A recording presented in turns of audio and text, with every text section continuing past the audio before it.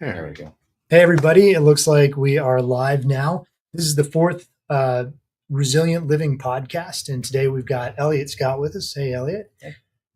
He's going to be talking to us today about fitness and being fit for preparedness and what that means and what that looks like. But first off, Elliott, could you start off with just telling us a little bit about who's an Elliott Scott, and give us a little bit about growing up and what kind of got you into fitness and where your mindset was at. Awesome.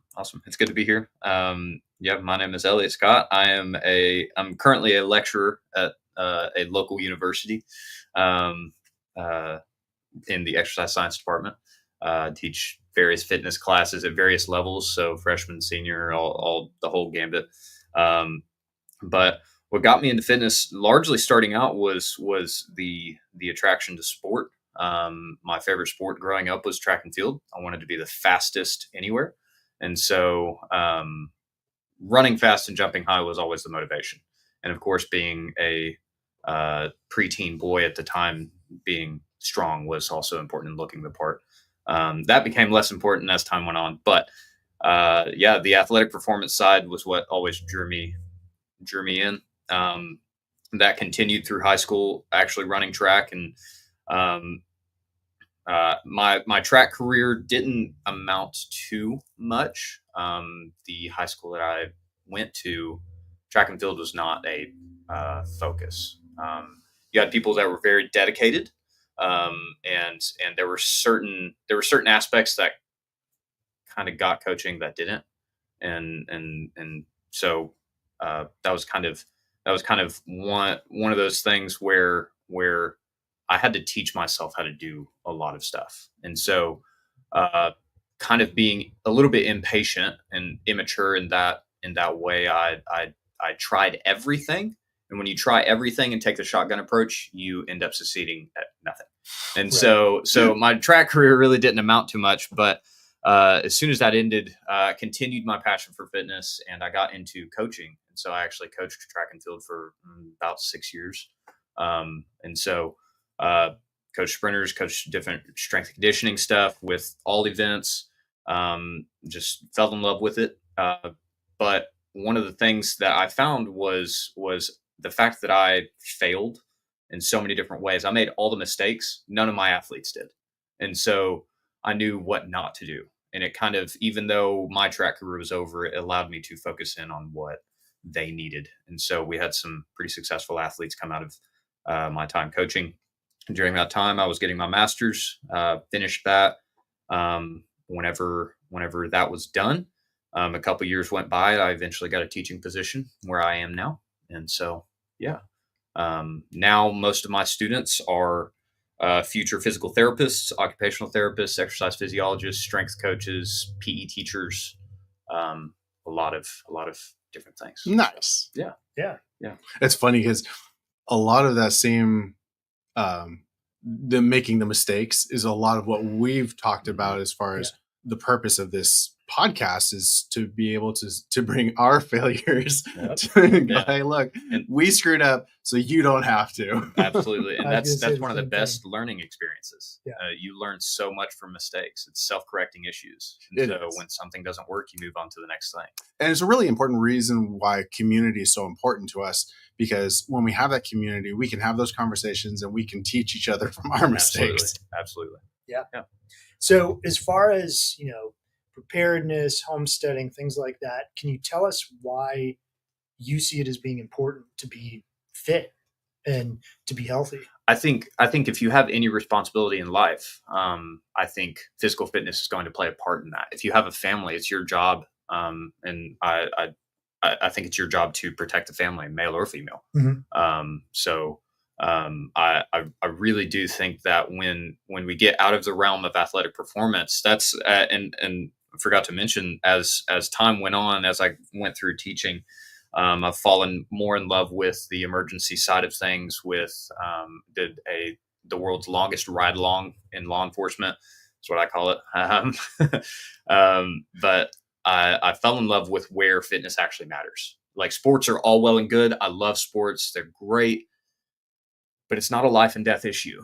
Whereas fitness outside of that can be, very much can be. And so it's vitally important to pay attention to it. I think there are some things that are more important than others. I think we often major on the minors when we need to major on the majors. And so, So from your perspective, like say cardiovascular endurance, that would be one of those majors. Each of these little points that we're about to go through, each of them have specific instances where those are going to be found. Okay. Why don't you walk us through your list? Yeah. So if any of my students ever find this in the future, these are the components of fitness that I drill into their heads. These are laid out mostly by the ACSM, so the American College of Sports Medicine. But these will apply to everyone. Sure. So first one that we're going to talk about is cardiovascular endurance. Next one will be muscular endurance. We'll talk about the differences between those.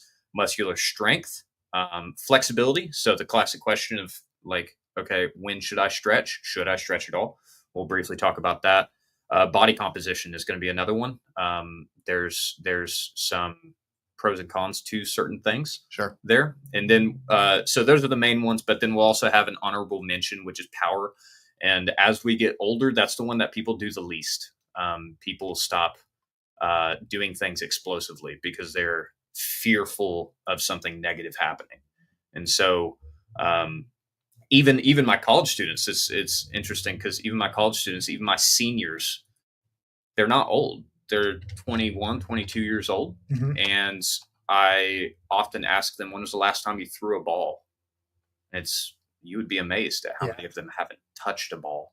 I just played ball with my kids, and I realized I hadn't. Exactly, you feel it for 3 days afterwards, and so that's one of those things you have to take inventory of the things that you don't do regularly. When was the last time you actually got up, not warming up? I'm not recommending this for listeners. Please don't do this. When was the last time you got up without a warm up and took off running like sprint? It hurts.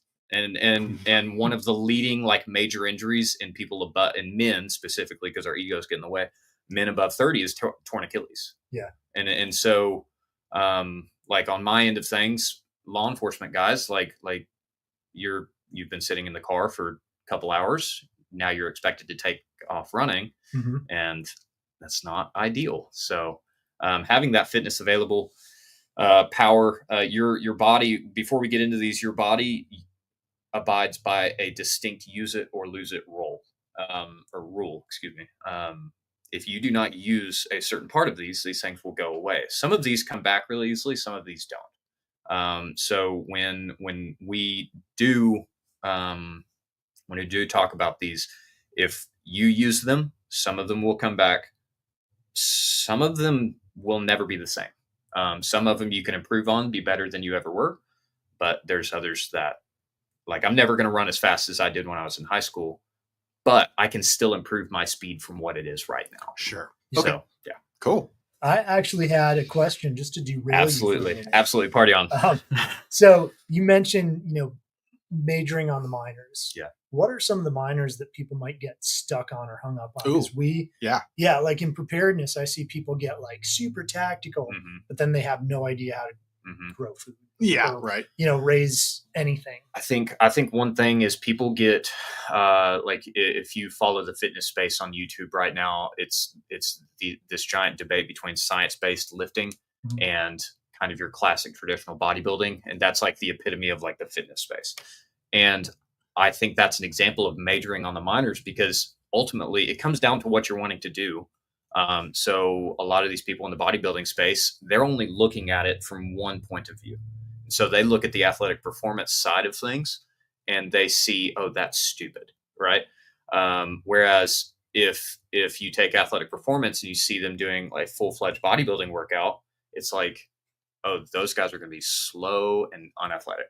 And so we have to make sure we're understanding what we're actually trying to prepare for.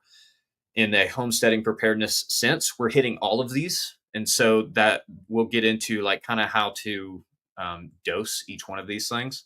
But that's one example. Another example is I mean, we talked about this before the stream started, how many calories you should eat.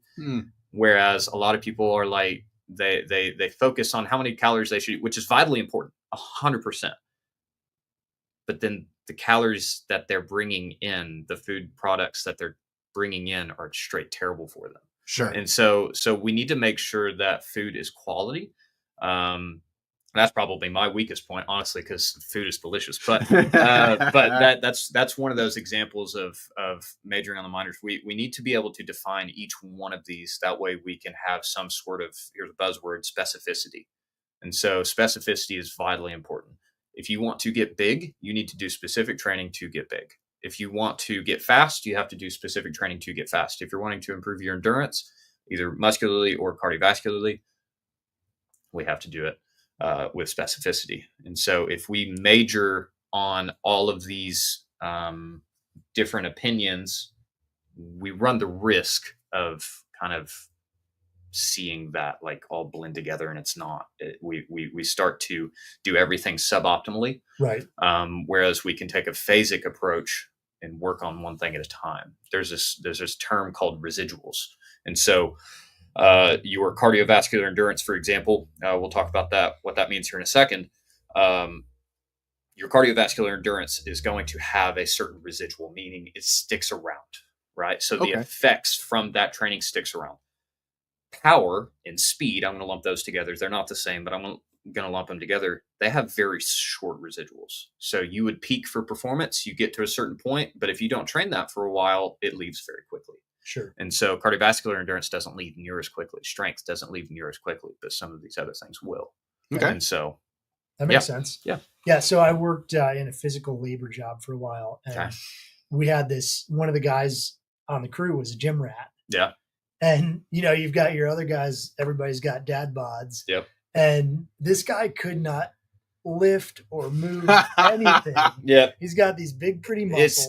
It is a different, manual labor is different. Manual labor. And I will say that forever, because my very first job, I was I had just started college, very early in college. I was like, okay, I'm in college. I need a job. And so, my parents were also excited about that as well. Needed a job. So, I worked nights at a produce distribution company. So I stayed up all night long, loading boxes onto pallets for them to be shipped out to schools, jails, everything. So just vegetables all night. Right. It was just moving boxes the entire night. But it was like, I'm in wildly good shape. Right. At this point in my life, really freaking good shape. And those guys were running circles around me.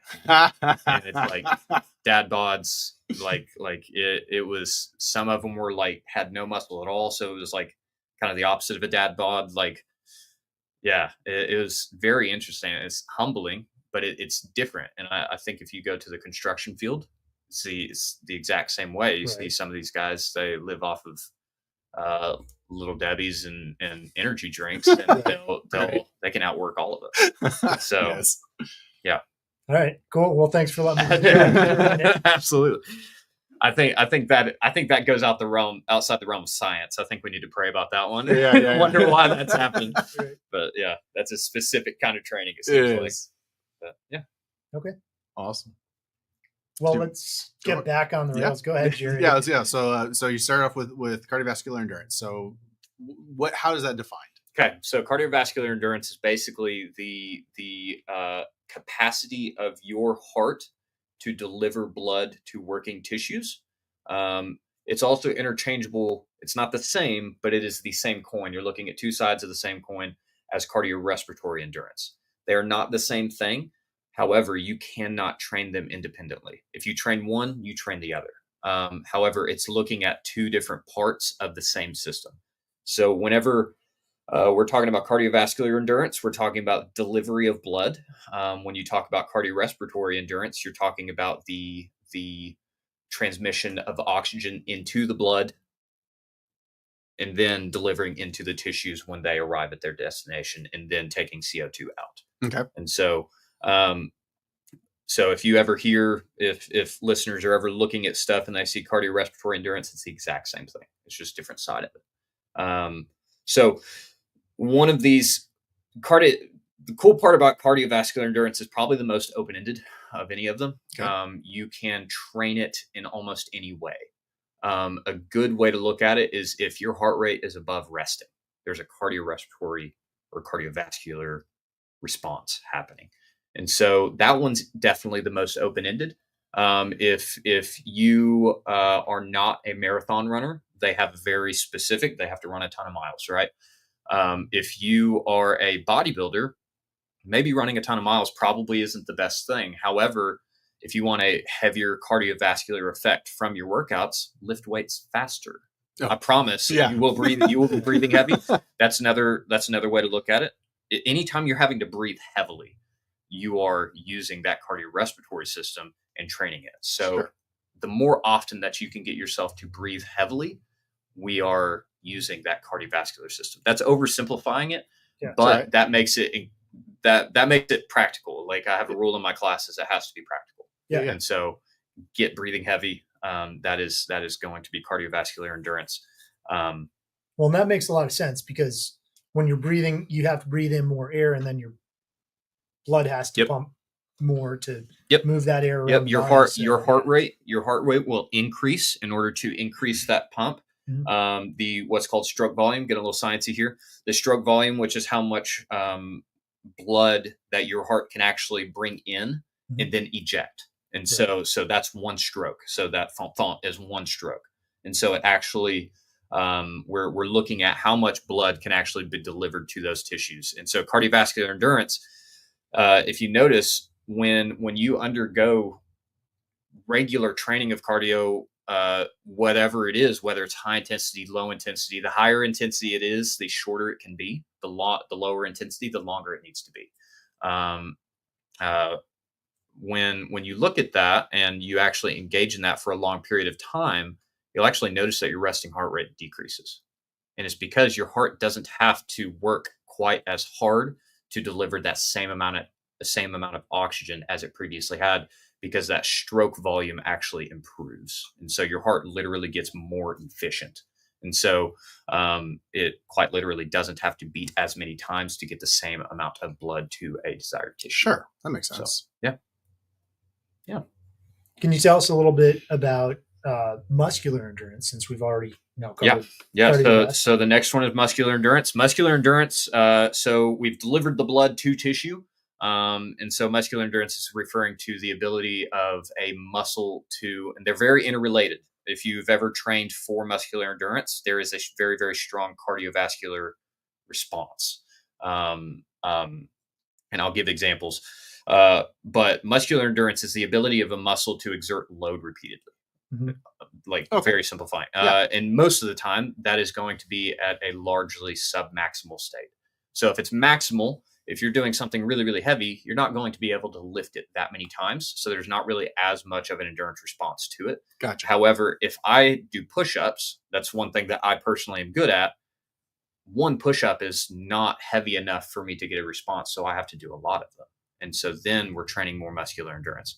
There's so much muscle involved and local usage of that muscle that it is specifically training the tissue, not just my cardio. It is using that, but it is specifically training that tissue and causing, this is a good thing, muscular damage to elicit stimulus. Right. So, yeah. Okay. And then that will lead to muscular strength.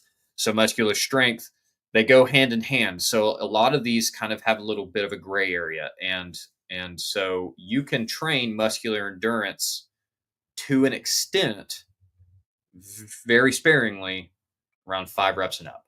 And the reason I say those 5 reps is because if you, any experienced lifters, they if you're lifting a very very heavy, set of 5, number 5 sucks. Like number 5 straight sucks. Right. It's really, really slow, especially if it's near your top, what's called 5 rep max or something like that. And so that set is not going by quickly. Those reps are really, really heavy. And so there is a very slight muscular endurance aspect to that, because let's say that set of 5 may take 30, 45 seconds. That's 45 seconds of straight work. Mhm. There's not really much rest there. So muscular strength is it's simplifying that. Muscular strength is the ability of a muscle to exert force. So it's not referring to how many times. Usually it's measured in once, maximal force, because if you want to know how strong a muscle is or how much strength it has, you send a maximal effort through it. Sure. So that's usually one, or anything under 5 typically, to really measure strength. But muscular strength is going to be that one's easy to kind of visualize why we need it. Some of the other ones may not be, but yeah. Correct me if I'm wrong here, and I'm just trying to help out, like the mechanical guys, Mhm. right? Those two sound a lot like the difference between like horsepower and torque. Yes. Is Very, that very similar. Yes. okay? I think so. So muscular strength is going to break it loose. Muscular endurance is going to keep it going. Mhm. And so, yeah, Okay, kind there of, you go. kind of, I like kind of that. Yeah, yeah, that nails it. Yeah. Sweet. Yeah. No, I was like, okay, so that's, you've got your muscular endurance and strength. My bane, flexibility. I think that's a lot of everybody's, especially when we get like 40 years old. It sucks. I don't stretch. Don't. Yeah, and so What? like the internet just blows up. So I one of my classes that I teach is structural anatomy. So I teach the structure of muscles, tendons, ligaments, and bones. Okay. And so when we talk about stretching, let's use muscular strength, for example. Strength is, yes, big muscles help, but strength itself is a neural adaptation. So your nervous system has to be able to communicate with musculature very, very well. This is how you have really small individuals be really, really strong. Sure. This is how you have moms lift cars off of babies. It's because the nervous system kicks in and does whatever it needs to do to the point of self-destruct. Yeah.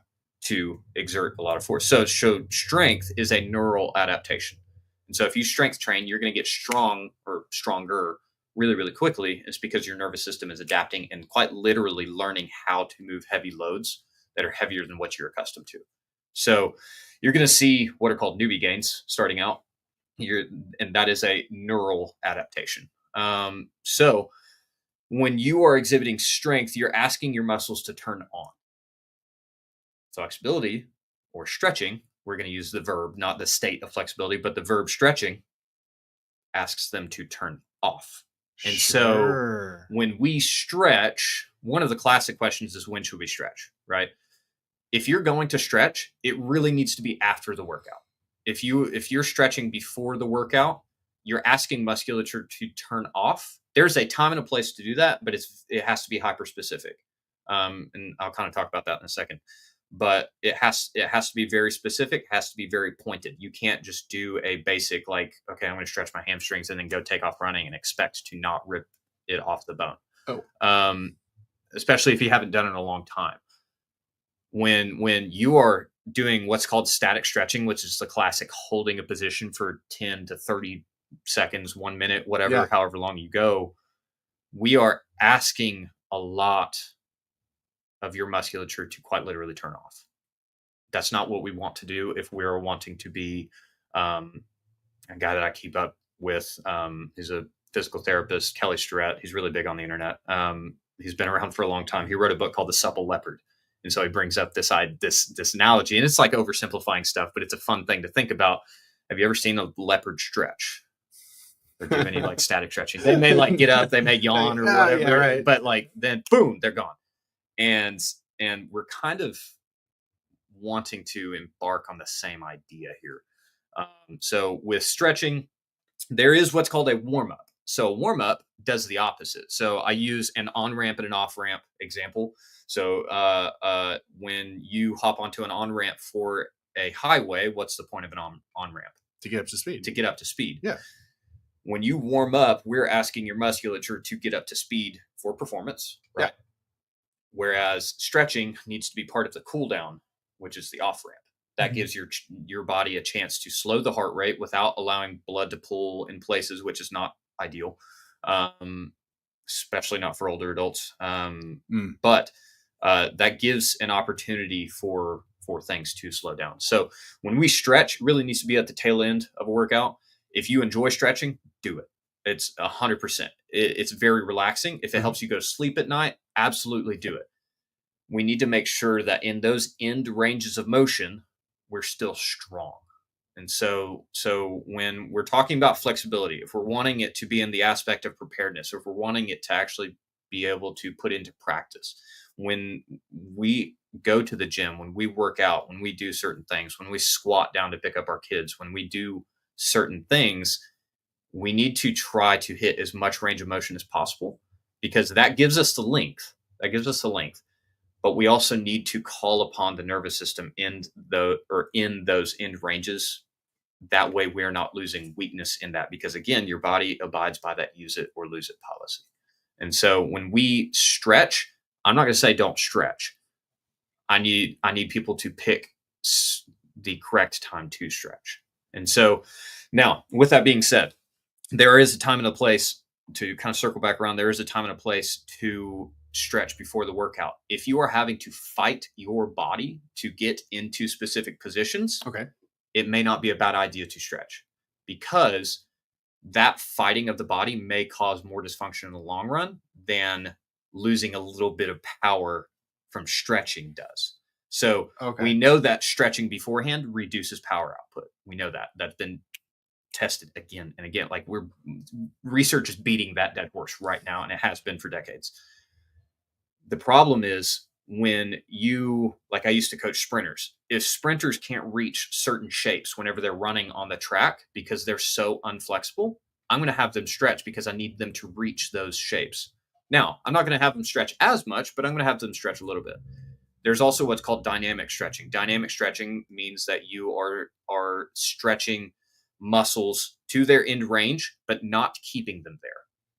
Maybe you're using a little bit of a springing effect, or maybe this comes about as a drill. Maybe you do a lighter version of what you're preparing to do.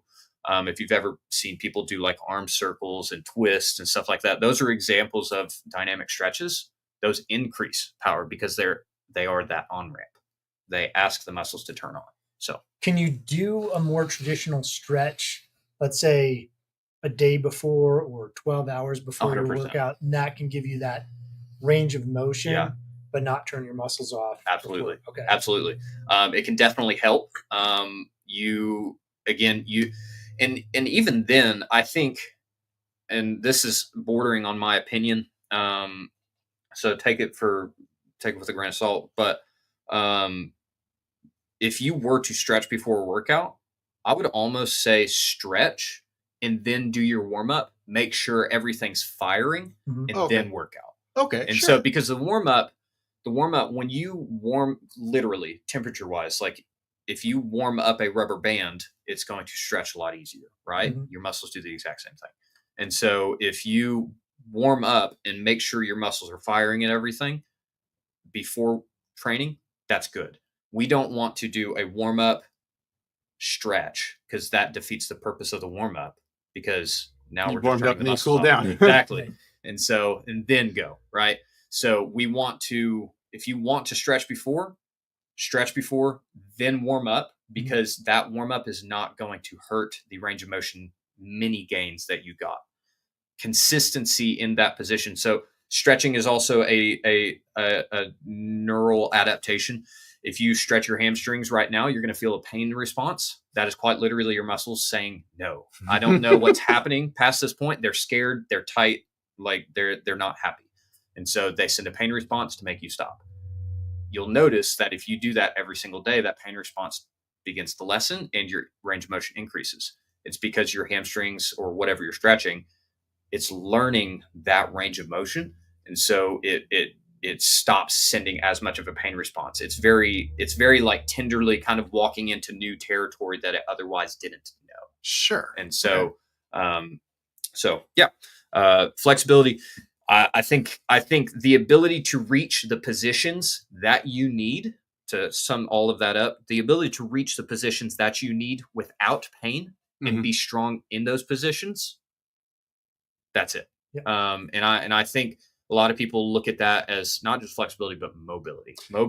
That's kind of the buzzword. Mobility is flexibility put into practice, essentially. Yeah. And so if we can make people more mobile, their quality of life will increase. Yes. For older adults, fall damage is not as much, if it happens at all. I've we'll talk about muscular strength and its role in older adults. Vital. Yeah.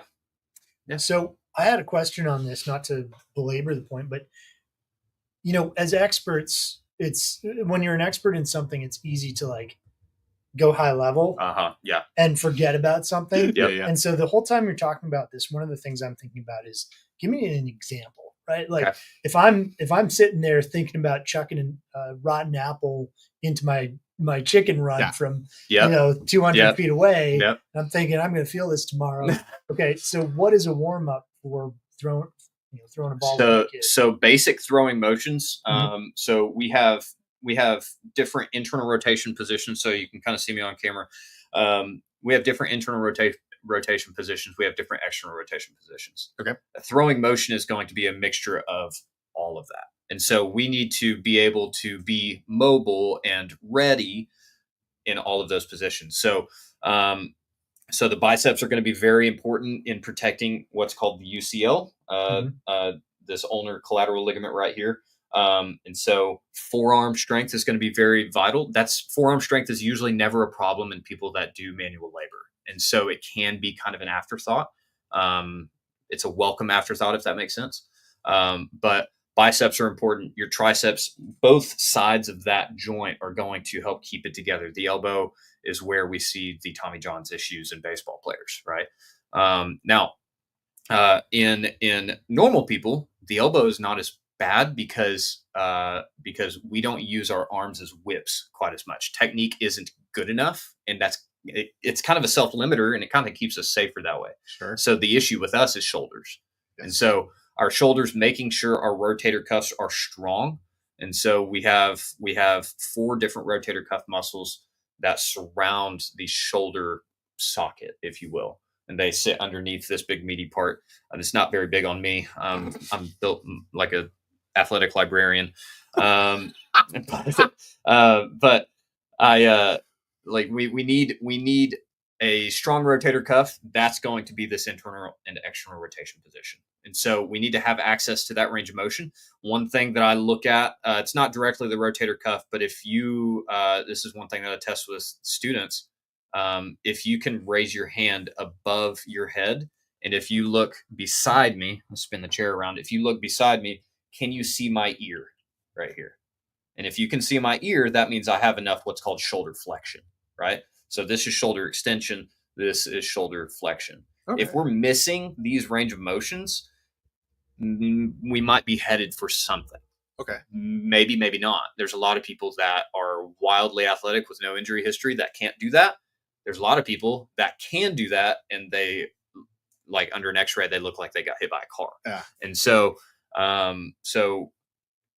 when we're talking about throwing as the example, we want to pay attention to the pectoralis, make sure it's strong, make sure the rear of the shoulder is strong in the rotator cuff and the rear deltoids back here, because those are our kind of brakes. And so if you actually throw hard, because like just a basic throw isn't going to hurt you, but like if you're actually wanting to like throw something far, your rotator cuff, your external rotators, and your rear deltoids right back here, those are going to be the brakes. And so if you throw really hard, but you don't train those, you can throw plenty hard.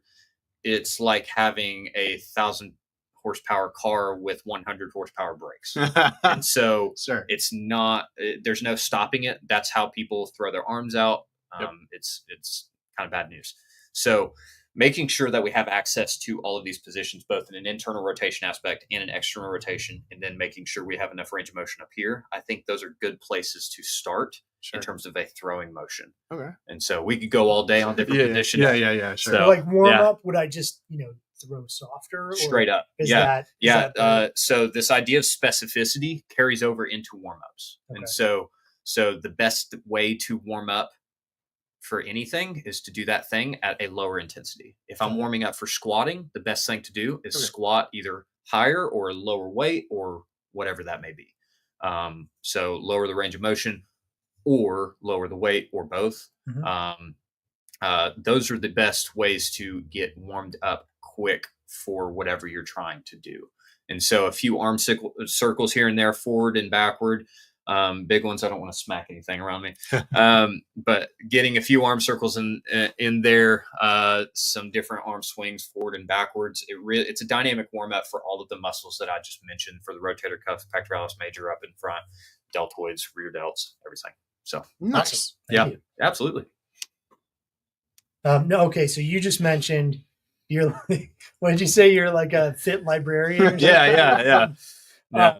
But can you talk to us a bit about body composition?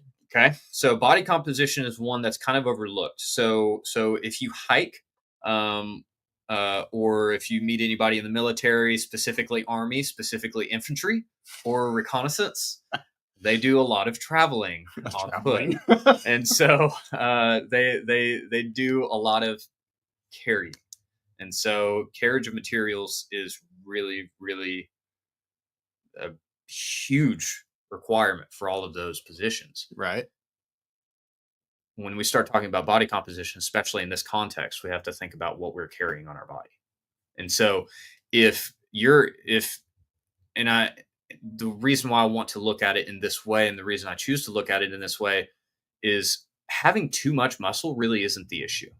It's really hard. Anybody who is not on steroids is never going to be too jacked. Sorry. Like, you can't be too jacked if and that may not be the goal for everybody, but like, you can't be too jacked as someone who is a natural. You can if you are a professional bodybuilder and that is you can't be too jacked. But if that's your sport, and then you go out hiking, you can be too jacked to go hiking, right? Because you're just going to gas out. If you follow mixed martial arts, you see the guys that are just huge. They last one round, and it's full gas for one round, and then it just doesn't last. But when it comes to body composition in the context of preparedness or homesteading or manual labor, there's no such thing as being too muscular. And so we don't have to worry about that. There is such thing as being overweight, and we know that because not only are there a myriad of health issues, and I feel like most everyone knows about, I mean, there's the obvious heart disease, different vascular diseases that affect the heart, such as high cholesterol, stuff like that. I mean, like, various cancers are associated with being overweight. Obvious one, diabetes. All of these things are huge components of this body composition conversation. They can't be overlooked. And so I think in anyone that is doing manual labor on a regular basis, body composition probably can be improved, but I don't know that I would pick it first to improve. So it's like, I think if I'm going to the gym, I'm wanting to go improve my strength. I'm not going to improve my body composition. And the reason for that, yes, go to the gym to look better, to lose weight, to do all that. Yes, those are body composition motivations. However, you're not going to see definitive changes that fast. And even then, even the quick ones that you do see, it's largely changes in water weight. Oh yeah. Yeah, body composition is going to be a huge one, but the grams equal ounces, ounces equal pounds. Yeah, it's that. Right. That's in the aspect of preparedness and manual labor, homesteading, all of that stuff. You're literally carrying more material, Right. and so if that extra material is not muscle to help you carry said material, we have to ask if we need it. Right. Now, with that being said, there is something to be said in a preparedness sense. This is a great problem to have. America's fat. Yeah. This is a great problem to have because most extra nutrients on me. We joke, but that legitimately is because roughly this is rough, but for every pound of fat, that's about 3,500 calories. And so I can survive for weeks.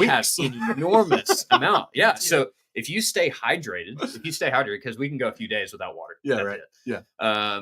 If we stay hydrated and we get a decent electrolyte content brought in, so salt, potassium, stuff like that. Yeah. You can live almost indefinitely. Like, there's people in East Asian countries that are fasting for upwards of a year. And so I don't recommend that. No. But it's physically possible. And so, Wow. So in terms of body composition, America's well prepared to survive for a long time. However, we just can't move that well. Well, interestingly, to your point, now, again, this is one of those don't recommend it things, but there's people who do dry fasting as well Yeah. for fairly extended periods of time because our fat has a lot of water in it as well. Correct. And so if we, your body can break it down, just like a camel, its hump isn't water, it's fat. Right. So when it breaks it down, it has that fat.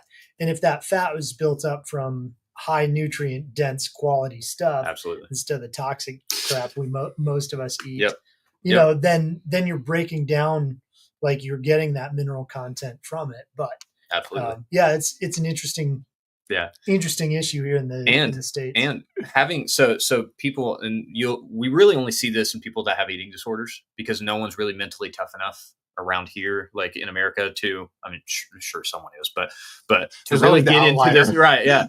I want to speak to the 99%. Right.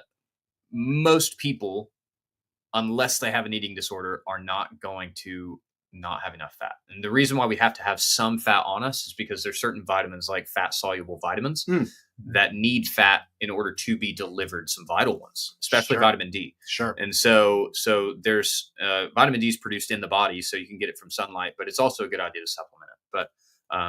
But we'll get to nutrition and its opinionated, ridiculous. Body composition, having some fat on you is going to be good. You can be too lean. You'll see guys in sports, guys that are training crazy amounts. You look at them and it's like, oh, their testosterone must be through the roof. It's actually in the dumps. That's why they actually have to take it in a synthetic format, which is steroids. And so their testosterone. So as guys get older, testosterone goes down. And so that's where guys hop on TRT. I'm waiting for the time where I'm old enough for it to be socially acceptable to be on TRT and not get made fun of. So I'm just going to be like 60 years old and jacked. I'm excited. But TRT is going to be one of those things where you get yourself back up to a healthy level of testosterone. If you are too lean, like if you're preparing for a bodybuilding show, that's almost nobody listening. If you're preparing for something, or you have gone for a long time without eating, whether it be in an emergency situation or something like that, your testosterone is probably in the dumps. But it's also a safety mechanism because it keeps you from being able to like kind of output quite as much as you otherwise would. Oh, that makes sense. So it's a limiting. It straight up. Yeah. So it's not ideal to be on low testosterone, but higher amounts of testosterone will lead to, ironically, being a little bit more lean. And so like you will literally just like when people get more testosterone, when they increase that ratio of testosterone, they will naturally become more muscular, more lean. But if you get too lean, there is a diminishing returns there. If you get too lean, that's when we start to that's a really good question. That's mom. Yeah, I'm going to nail that.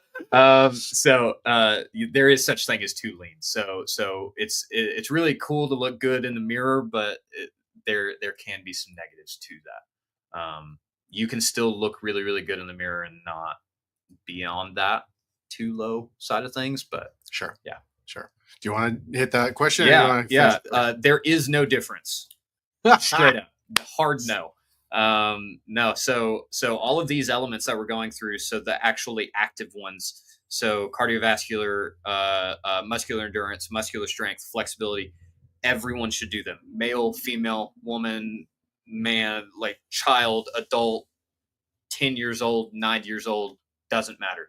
They're going to look a little bit different on the ages. So your stuff would look different from your son's. Oh yeah, sure. Your son's stuff would look different from your mother's. Yeah. So what I do would look different from what my mother does after 2 knee replacements. So, however, the points still stand. She still needs to learn to squat. She still needs to learn to hinge, which is another movement we may be able to talk about later if we have time. But yeah, there is no different set of rules for women versus men. The biggest difference in rules is age, because we do break down. We are limited. We aren't meant to live forever. We're in a fallen world. We don't get that option anymore. Eden's not back yet. Yeah, right. So one of these days. Yeah. So there, as of right now, there's no rules different between the two genders, but there is for age. So perfect. Yeah. All right. So you have an honorable mention in here, power, but did we already kind of cover that one, or? So power, I'll just really quickly define it and kind of give some examples. So power is really the ability to exert force over time. And so, I mean, we can go the car example of that, foot pounds. It's distance and force, right? Mm-hmm. And so the quicker you could exert that much force for that distance, more power. Now, if we go back to that throwing example, that's an example of power. If we look at loading hay bales onto a trailer, that's power. There's an aspect of repeatability to this, which bleeds into muscular endurance as well. And so, to give an instance of muscular endurance on a homestead or a preparedness aspect, being able to load stock, being able to move items from place to place to place is going to involve all of those. Sure. And being able to move those things quickly. If you're wanting to be able to run a little bit faster, power is going to be a big part of that. So I think each of those it's not an official element of fitness, because they're oftentimes it has a skill aspect to it, so it kind of gets left out. But yeah, power is going to be vital for everybody. Nice. It's going to look different, from population to population, but it's vital for everybody. All right. So what are our tangible steps to achieve all of these? Okay.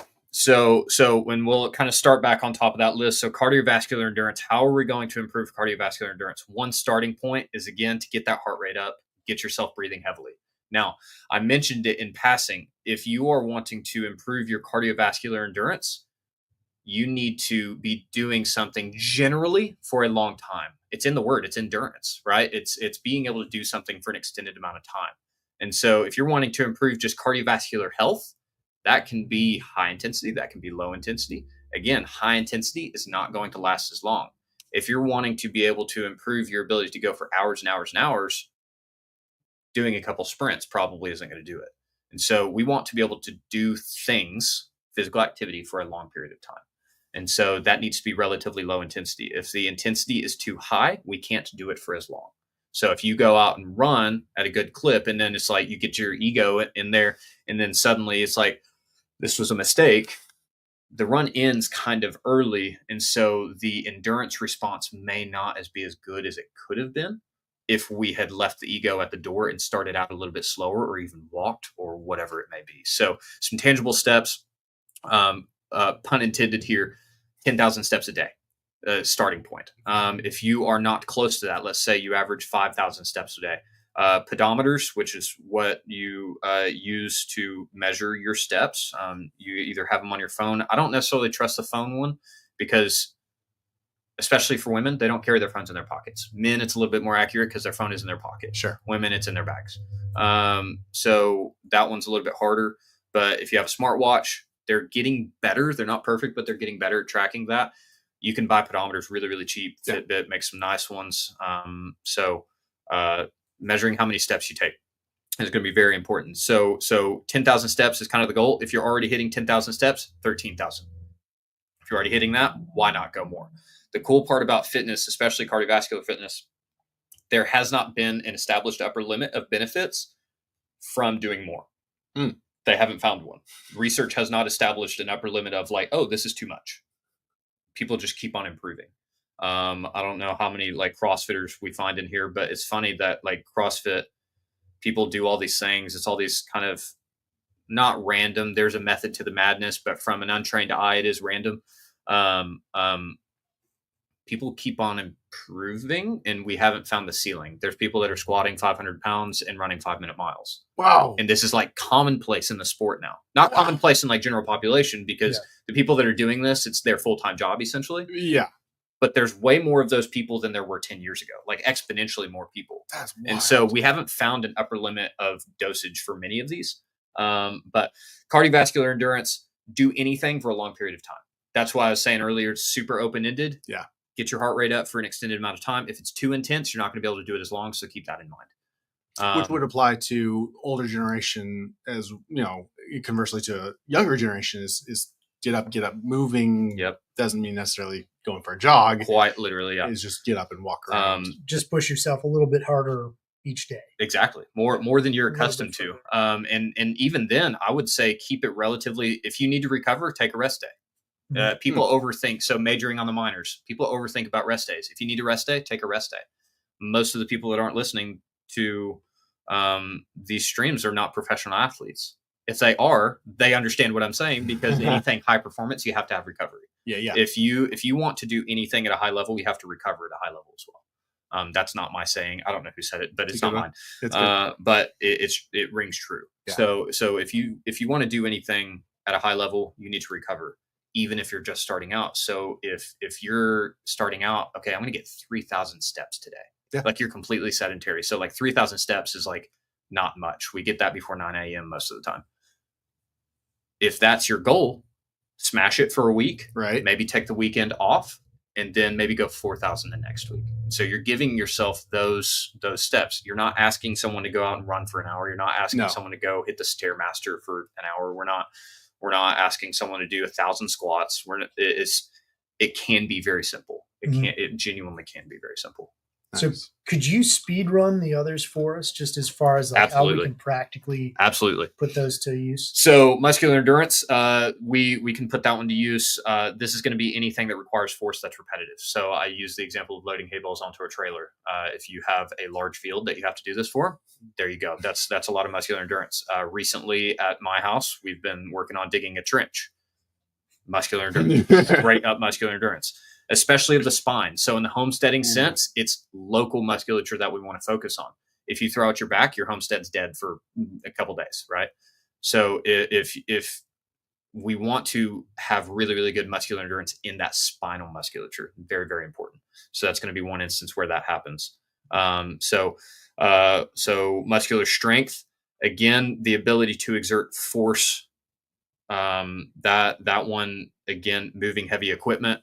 If you're strong, other things feel light. So I'll go back to that hay bale example. If you are not strong, that hay bale is going to feel very heavy. If you are strong, it's not going to feel as heavy. Simple as that. So strength is going to be very important. You can never be too strong. Literally, there is never an instance where someone is too strong. It doesn't happen. So flexibility. Brought up the example, being able to pick up your kids or kneel down to them without like ripping something is nice. Being able to get under your car, being able to get into the crawl space of your house, being able to fit into tight spaces. Flexibility is going to be really, really vital. If you ever have to do something where you're having to squat for a long period of time or kneel for a long period of time, if there's a large mobility issue present, flexibility may help fix that. If you live a sedentary lifestyle, so if you work in an office or something, when muscles aren't used, they shorten because there's no reason for them to be lengthened. So if we sit all day, our hip flexors right here in front, they will stay in a shortened position. And so the moment that we try to get up and do something active, a lot of people run into back pain because our hip flexors are pulling our spines forward and making muscles overact more than they should. And so it just causes a pain response. I don't like to say like pulls our spine out of alignment because there's just not a lot of research to support that. Our spines are made to move. Our spines are made to bend. Yes. You can look at the anatomy and see that. But yeah, body composition, again, losing weight is usually always going to be a good thing. The vast majority of people in America could afford to lose some pounds. There are diminishing returns for that. I think a lot of it, I think America needs to be more muscular, more muscular. Sure. Cause as you pursue that, you're going to lose weight. Exactly. You're going to burn it. If you try to get stronger, you're probably going to lose some fat along the way, unless you are just eating trash on the side. You probably are going to lose some fat, because I think we get caught up in the I think we get caught up in the actual like the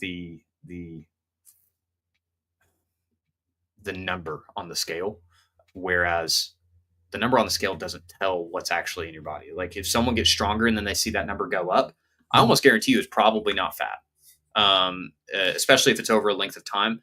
Now, if their diet sucks, maybe it is fat. If there's not enough calories that are being burned and you're taking in too many calories, Yep. then there's that trade-off, calories in, calories out. Then it is possible that it is fat. But if you are watching your calories and making sure what's going in isn't on a fast track to diabetes, you're solid. Like you're probably gaining muscle more than likely. That's oversimplifying the process, but yeah. Sure. And then honorable mention power. We need to do this one sparingly. But if you don't do it, this is the quickest one to leave. This one and speed, these are the quickest ones to leave. Okay. This is why men above 30 really need to think twice about going and playing full court basketball. You may have dunked in high school, supposedly. You're not dunking now. And if you do, your Achilles is going to say no. So being careful with power, it still needs to be done because, again, you will lose it. Making sure that you're doing things that involve it. So tossing that hay bale, swinging the axe, chopping wood each season is a really beautiful way to do it. So there's a muscular endurance aspect to that. You get a cardiovascular response, but you're also getting that fast twitch motion of power in there as well. Sure. And so, yeah. So how can we start thinking about, okay, we've thought about the mechanics, right? What about nutrition? Because I think, we can do the mechanics all day. And like you said, if we're eating Twinkies or whatever, we're downing 10 energy drinks a day to stay awake, right, screwing with our adrenals and things. Yep. We might see some benefit, but how can you amplify that with nutrition? So nutrition is going to be one of the most opinionated fields in health, whether it be in medicine, fitness, anywhere. Nutrition, everyone has an opinion over it. There's a few like, okay, we know this. I'm not even going to say processed foods because technically every food that we get is processed to some extent. Yeah. So we're playing loosely with the term processed. Like if you go to the vegetable aisle at the store and you actually get like what they call fresh vegetables, that's not going to do anything bad. Like genuinely, I don't think it's going to be that bad. Is it better if it came out of your farm? More than likely. I almost guarantee it. So from the homesteading point, like if you're growing your own food, keep doing it. You're going to get way more micronutrient density. So macronutrients, we'll get into that really quickly. Macronutrients, those are going to be your carbs, proteins, and fats. So that's where people have the most opinions because that's where we get the most that's where we get calories from. That's where people have the opinions. And it seems like there's a huge number or a huge variance in you look at one culture and they're like all starches and carbs and they're fine. Yep. Right. Yep. And so it seems like there's some commonality in, the human body is extremely capable. Absolutely. But there's probably things that we need to avoid. Yes. And it seems like large amounts of carbs with large amounts of fats tend not to go well together. Yes. So the part with fats is fats have double the amount of calories per gram that proteins and carbs do.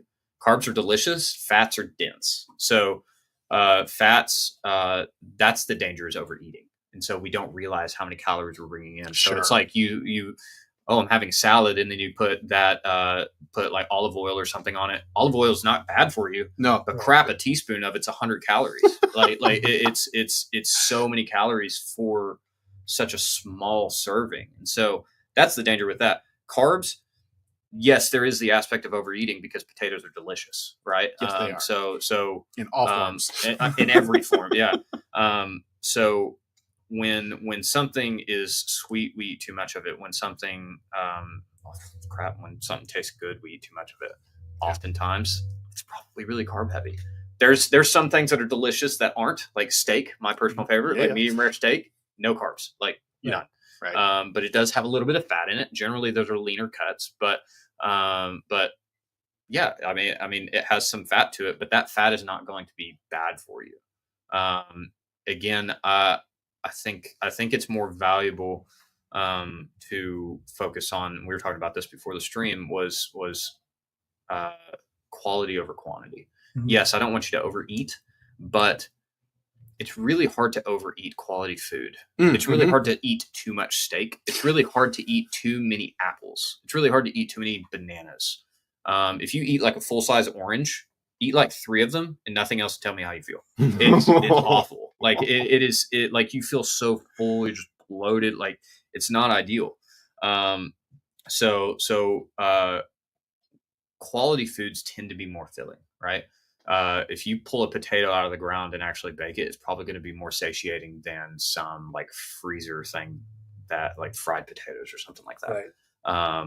So the quality of food, I think, will help with the overeating issue that Americans have. Again, it's a beautiful problem to have, but it is a problem nonetheless.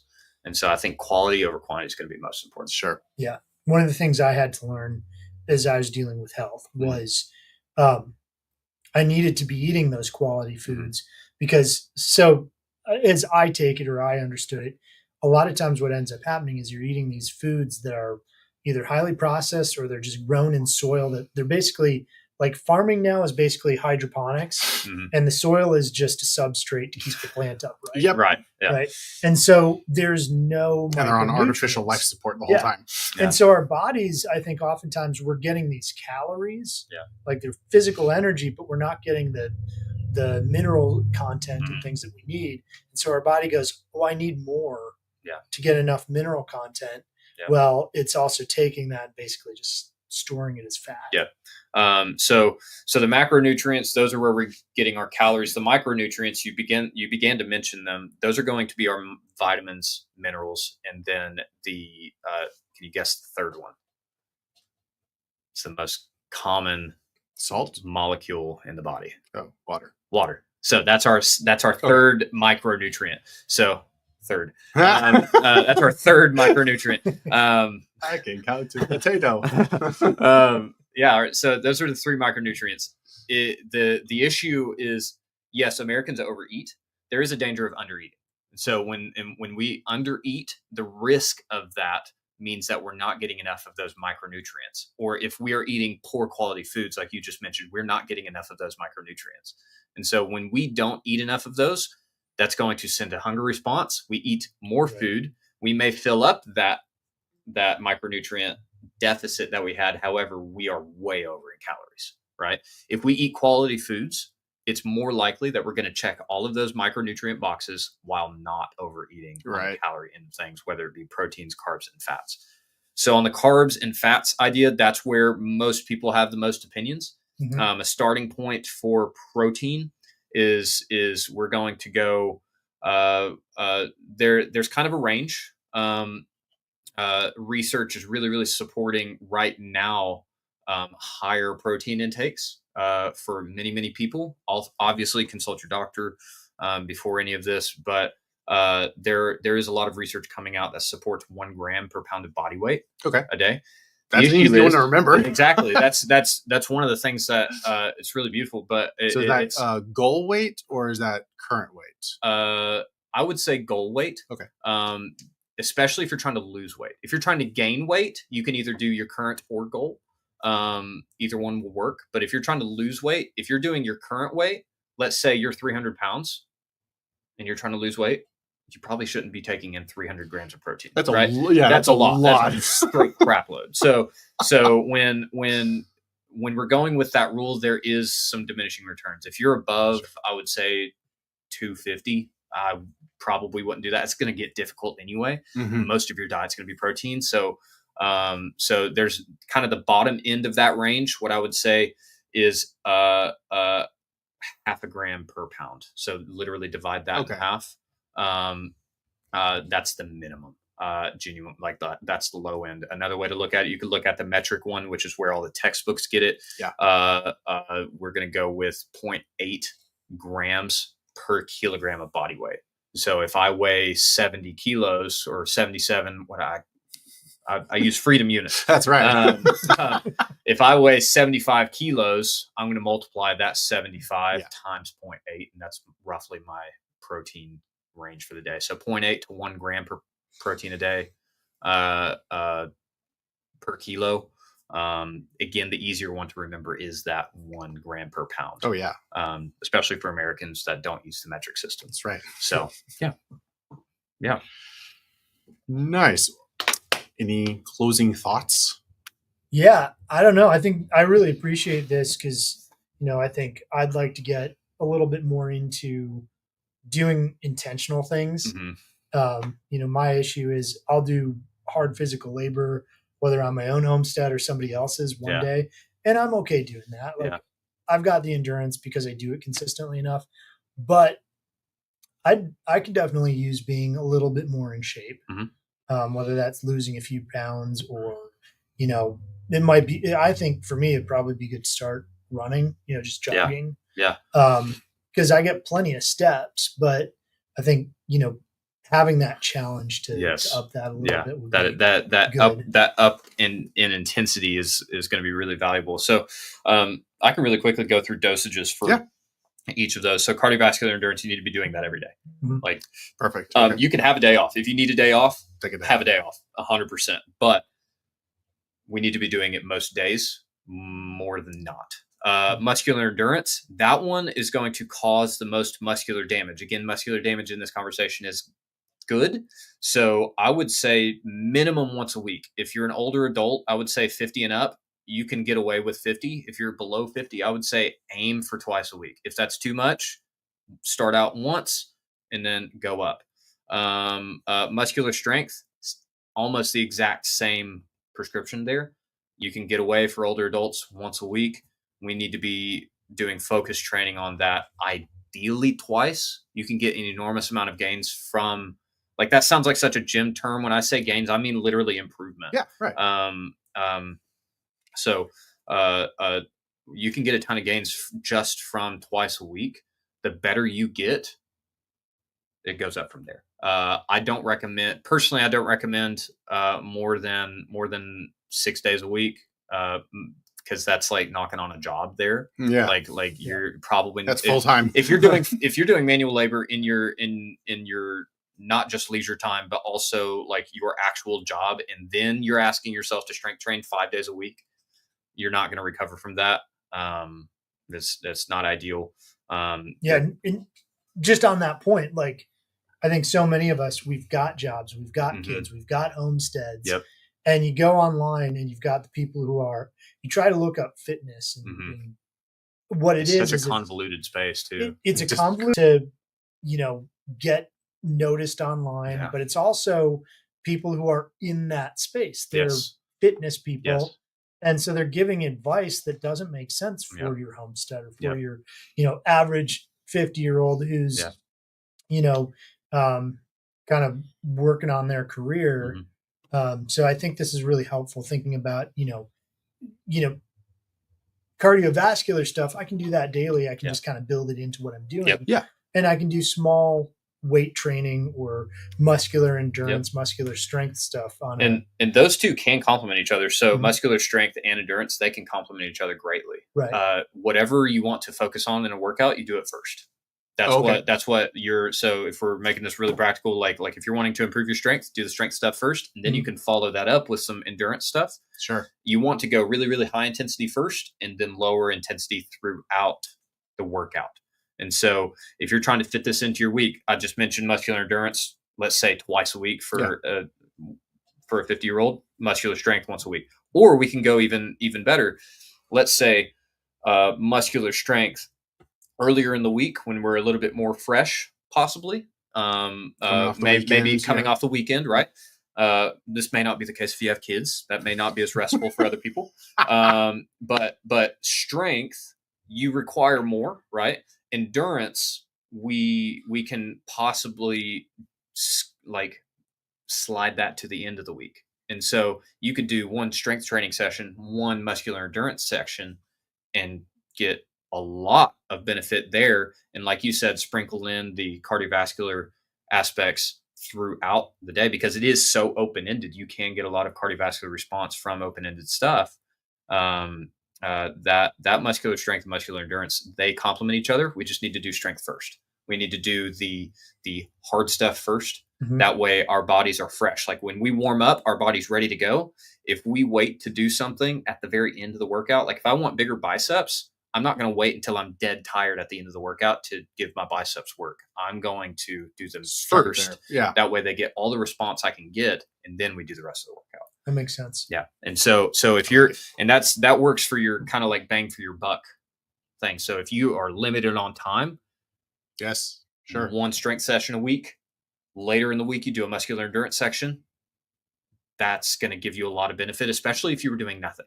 The difference between those that do nothing and the difference and those that do anything is like Huge. exponential. It Oh, is yeah, sure. massive. So a little goes a long way in these areas.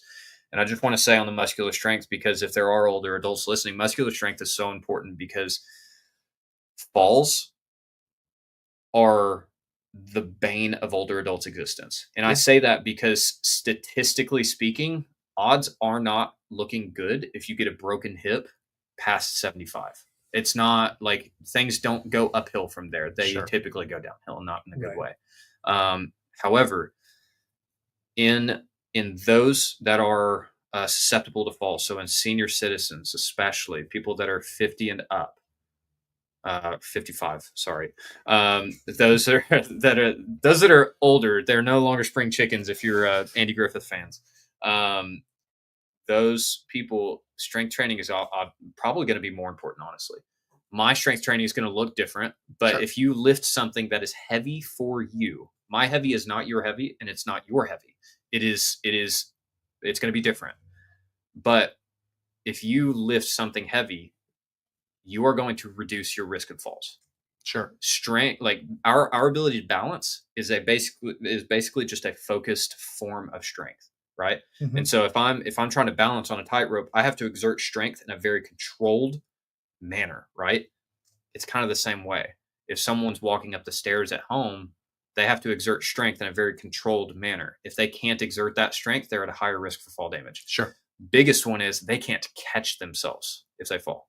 Yep. And so that's where power comes in, because power is such a quick catch. If you don't have muscular power, if the last time you jumped rope that's a simple one that you can do in your living room. Yeah. If the last time you jumped rope was 50 years ago, we might need to start kind of like bouncing on our heels a little bit. Maybe not jumping rope, but we maybe like bouncing your living room a little bit. A trampoline, like those little living room trampolines, as cheesy as some of those workouts are, works. That can get you somewhere. Mm-hmm. It's better than nothing. It is better than nothing. And a jump rope is probably the wrong thing when you want to prevent a fall. Exactly. So if again, I cannot stress, and I do this for my students too, like, because again, many of them are future physical therapists, occupational therapists. Many people are working with older adults. Many people are working with post-fall damage or post-car accident, whatever. Strength training is king. One of the biggest predictors of all-cause mortality is VO2 max. That is a measure of cardiovascular fitness. Oh. So the higher VO2 max, the more longevity. Like that has been exhibited time and time again in research. Oh, wow. Very close second, strength. Very close second. Again, you can't be too strong. And again, strength is going to look different for a strong man versus a 70-year-old, but still, strength is a very, like, those people just don't fall. Right. So if you can get strong and that's going to be so important. I cannot stress that enough. Everyone needs to strength train. Women, get into the gym. You're not going to get bulky. If people got bulky easy, I would be 300 pounds of granite. It's not that easy to freaking get jacked. You have to, oh my God, you can't. So many women avoid the gym because they're self-conscious. Yeah. That's the place to go then, because that's the place to give yourself more confidence. And obviously confidence should come from the way the Lord sees us. But if we're still focused on that, go to the gym, you're going to accomplish something in the gym. You're going to walk out of there feeling like you did something worth your while. And so, yeah. Awesome. Yeah. Cool. Well, Elliott, thank you so much for being here. Yes. I think we should do a once around the horn, say what each of us do. Yes. And how people can find us. So, Elliott, could you start us out? Finding me is going to be difficult. I don't have social media. yeah. So that one's a little bit more difficult. So you may have to skip me on that. Okay. Yeah, this is the first time I've been on social media in a hot minute, apart from my wife posting. But yeah. Do you do anything that's business related that we can point people to, or is it more just you want to be here Not Okay. yet. We've had some ideas semi recently. Like I said a while back, earlier in the podcast, I did the world's longest ride along. Had a very short stint in law enforcement. I just found out it wasn't for me. I had to figure it out for myself. But I am looking into different means of I love that field so much, and I want to give back to it.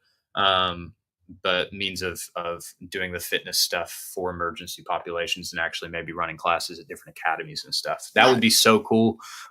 So that's not really a way to find me, but that's kind of what I'm kind of looking at. Because my day job is teaching at the university, and I don't want that. I want to do that for the foreseeable future for sure, because I love that.